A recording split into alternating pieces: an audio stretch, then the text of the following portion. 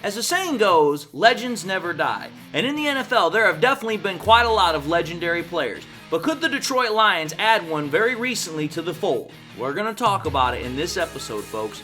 Stay tuned. What are we? What makes us what we are? And what we're going to be? It's grit. It's what we started with last year, guys. It doesn't matter if you have one ass cheek and three toes. I will beat your ass. Can definitely compete with the big dogs. 10-5, end zone, touchdown, Detroit Lions. You guys are unbelievable, man. I'm telling you. We are driven by Detroit. Hello, Lions fans, and welcome on back to yet another episode of MCM Motor City Mania. I'm your host, David T. Pike, and as always, we're diving on in. So here's the thing, folks. When it comes to football, everybody who has ever played the game, anybody who's had any sort of connection or connotation towards the game, they all have this idea. They all have this thought process. They all have this want or desire to be remembered as a great player, a great somebody, or a legend in regards to the game. Whether it's a player, whether it's a coach, maybe an owner, whatever the case might be. There's always people out there that want to be considered greats, legends, whatever the case might be. And let's understand something here. When we're talking about this episode, we're going to be talking about players, not necessarily coaches, not necessarily owners. We're talking about players. And when we talk about the NFL, oh boy, there have definitely been several what I would call legendary players. Now, some teams have had more of what I would consider players that fall into this category. Teams like, the San Francisco 49ers, the Pittsburgh Steelers, Dallas Cowboys, unfortunately, the Green Bay Packers, etc. I'm talking about teams that have very rich histories with success. They've had a lot of really great players, many of which are in the Hall of Fame. Now, when it comes to the Detroit Lions, the Lions do have some players that you could quantify into this category. But in comparison to other teams, we don't have nearly as many. We only have a few. Now, don't get me wrong, that does not necessarily mean that the Lions have not had a great deal of great players, but we're talking about legendary players. We're talking about players that when you start talking football, virtually everybody knows who you're talking about. And the reason I'm stating it like this is let's try and quantify where I'm going with this. If we take a look at the Lions, they currently have 24 players that are in the NFL Hall of Fame. Of those 24 players, 17 of them primarily played the majority of their careers or all of their careers with the Detroit Lions as part of that franchise. So this is where I'm going to start off. You have quite a couple of players for the Lions that have made it into the Hall of Fame. But here's what I'm going to say. Hall of Fame players, I'm going to say this. There are players that are in the Hall of Fame that because they are so far back, I don't know who they are. And I'm sorry to say it that way, but just because you're in the Hall of Fame, I don't necessarily consider you a legendary player. And the reason why is because to be considered a legendary player, you have to have something about you that continues to stand the test of time. Something that will continue to, connect you to generation to generation to generation of football fans. And that's what I consider a legend. Now, let's understand furthermore, you can take this into a subtext of itself. You can talk about NFL legends, which are players that virtually every freaking fan or player or whatever of an organization across the NFL recognizes. Or you can have what I like to call our local legends. Legends that everybody a part of that team or someone in that local area definitely recognizes.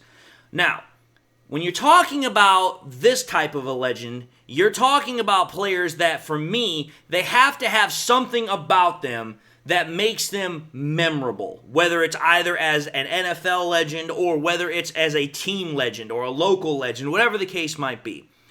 Well, what are some things that make a player a legend? For me, there are three quantifying categories. The first one is having an enduring nickname. If you have a nickname that literally, as soon as somebody says it, they know who you're talking about, you're a legend. Because that right there tells me, okay, This is a person that has gained a reputation, and usually if you have a nickname, it's usually because of a good reason. Not necessarily a bad reason, but I do know there are players out there that have nicknames because they were that bad. But we're talking about good nicknames. That's reason number one. Number two, some type of a historic, memorable on-field achievement or several of said of these. And then the final one is what I would call MVPs. Again, there's only one MVP every single year in the NFL. And if we realistically want to think about it, the quote-unquote AP MVP that is voted on every single year has been kind of a tradition that's been going on, I think, since the 1970s, 1980s, and football's been played all the way back since the 1920s. So again, if you are able to become an MVP, something that's historical or memorable about an on-field achievement, whether it's a certain statistical category, multiple statistical categories, or you have an enduring nickname, that right there ought to put you in something of a legendary status, because that means you're able to do something or have something that separates you from the pack of other players. Now here's the thing. When you consider these parameters, the Lions, I would say, even though we have 24 players that are in the NFL Hall of Fame, there are only a handful of players that I would consider are legends, quote-unquote legends, whether it's NFL legends or, what I would call local legends, team legends. And to me, there are five. The five that I have are Alex Karras, which is known as the Mad Duck, and he was one of the best Lions players of all time and one of the best players in his era. You have Dick Night Train Lane, nickname's literally right in the name. You have Calvin Johnson, known as Megatron, and let's also be fair, the dude was an absolute monster on the field to cover.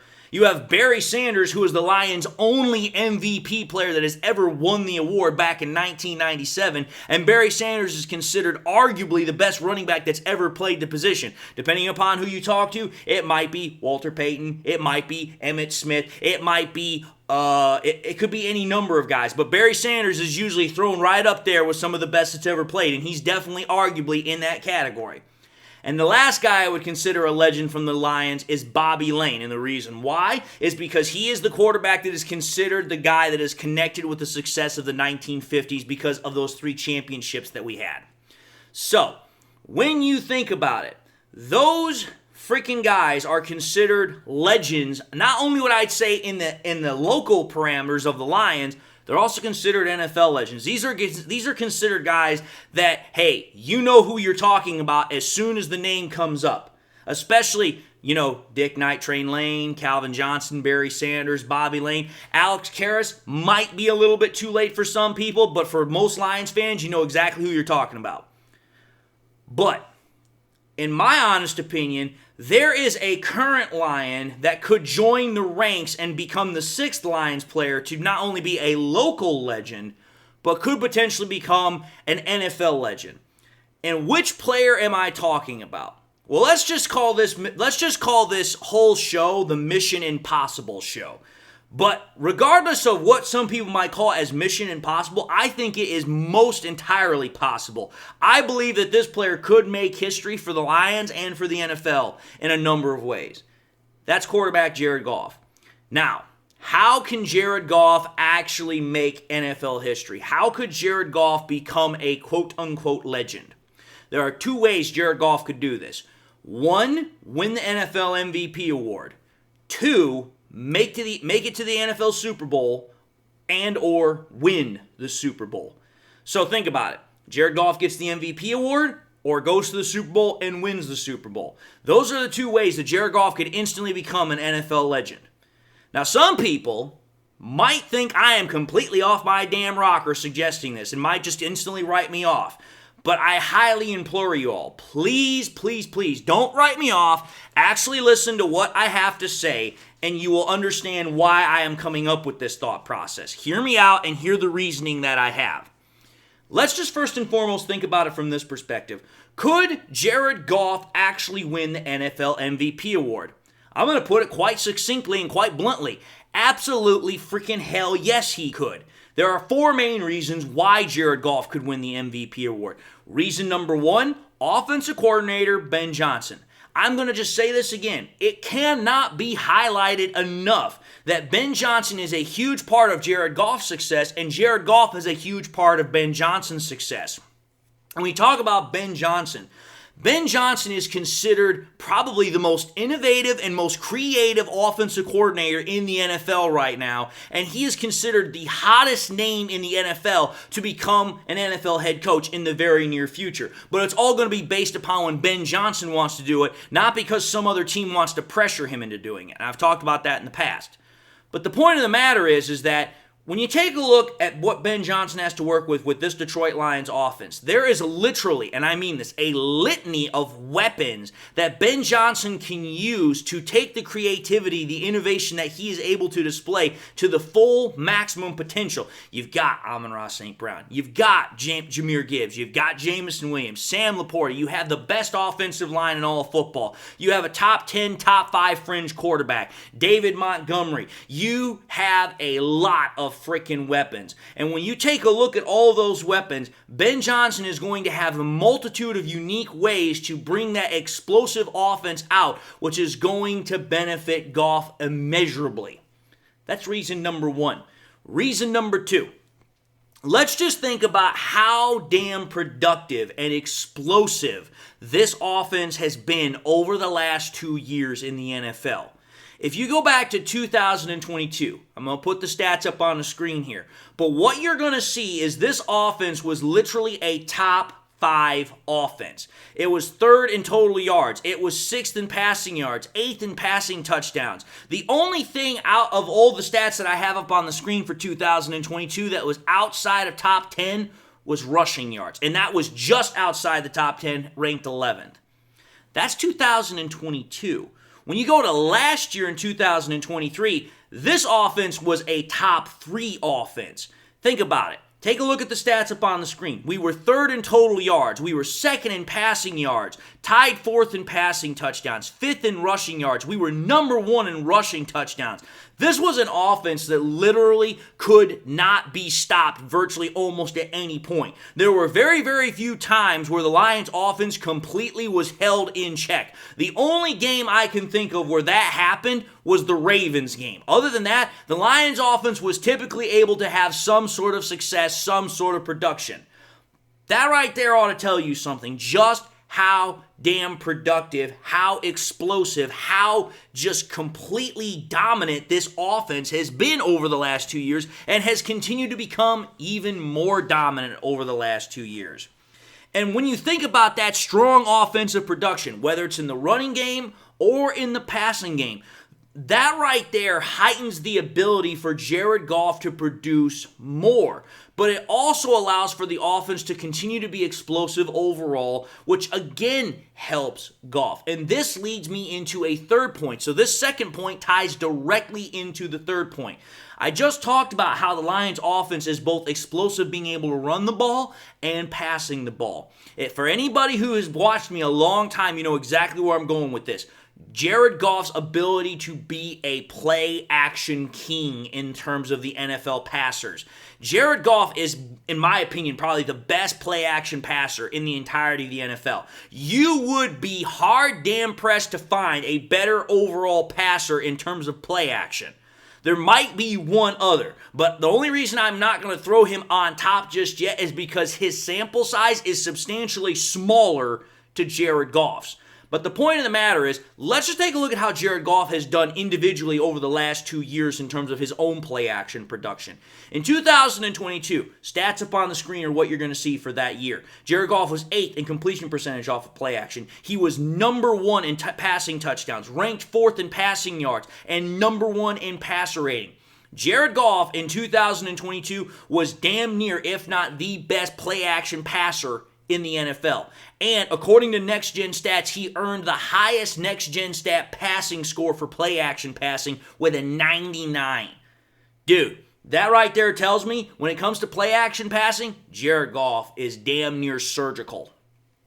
But then you go to 2023. Jared Goff in 2023, again, continued to be an extremely volatile member of the NFL when it came to play action passing.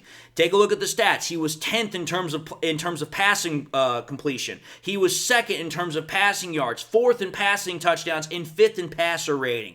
Again, between 2022 and 2023, this is a guy that is easily number 1 to probably just inside of top 3, maybe top 5 at the very, very bottom of that.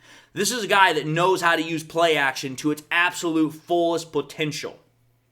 And the reason why I can say this is because I decided to go and check out the stats. I said, okay, David, who would we consider the 10 other quarterbacks that you might be able to throw into a list that could be considered, top 10 quarterbacks? So you have Jared Goff, and then who's the other 9 guys? I decided to say, okay, over the last 2 years, these are the guys that I would put in that list. Brock Purdy, Josh Allen, Lamar Jackson, Justin Herbert, Patrick Mahomes, Tua Tagovailoa, Dak Prescott, Joe Burrow, and Jalen Hurts. Those right there I would consider, and I think for most NFL fans, would consider a pretty accurate top 10 quarterback list in the NFL. You might be able to wiggle around with some of them, but for the most part, I think that would be a pretty accurate top 10 list. I then took a look at all of the stats. And what I'm going to try and do is I'm going to try and put all of the stats up on the screen so that way you can see the statistics, because I'm not going to talk about all of them. There's way too many damn numbers. So I'm going to try and put them up on the screen so you can see them, so that way you can see my work and know I'm not just making this up out of the thin air. I'm not just making this out of what. When you take a look at the stats, it is quite plainly obvious where Jared Goff sits out of that entire damn list of numbers that I just put up on the screen. Jared Goff is very, very, very close to the number 1 spot. And like I said, if not for Brock Purdy, he would be the number 1 candidate as far as statistics are concerned. But again, Brock Purdy's sample size is significantly smaller compared to Jared Goff. So in my opinion, if you're talking about the statistics versus what Jared Goff has done over the course of his career, I'm sorry, Brock Purdy, but Jared Goff still has you beat. And just think about this. When you combine all the stats together and you start doing the rankings, this is what Jared Goff has done over the last 2 years combined in comparison to the other quarterbacks. Jared Goff is 5th best out of the entire group of top 10 in terms of passing completion. He is ranked 2nd in terms of passing yards. He is tied 1st in terms of passing touchdowns, and he's ranked 2nd in terms of passer rating. Easily, in my opinion, overall, just outside of the top spot. I'm telling you this right now. If not for Brock Purdy, Jared Goff would be number 1 in terms of play action passing. Why is that important? The reason why these stats are important, why I put those up there, is because you have to understand something. In 2022, the Lions did 26% of their passing off of freaking play action passing. And it happened again in 2023. When you think about how deadly, surgical, just volatile Jared Goff is in play action passing and how much they use it within the game that they have, think about it this way. The offensive line is better than what it was in 2023. Jahmyr Gibbs is going to be better than what he was in 2023. So you have a better offensive line. You have a better running back tandem than what you had in 2023, which means you're going to have a better overall run game.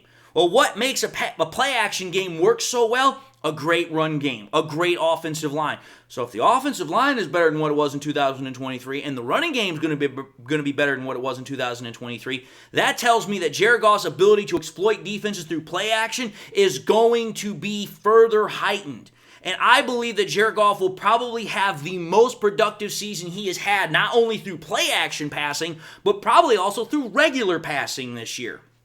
Because when you have an offense that has all the pieces that this offense has, oh yeah, you're going to put up numbers. You are going to shred defenses.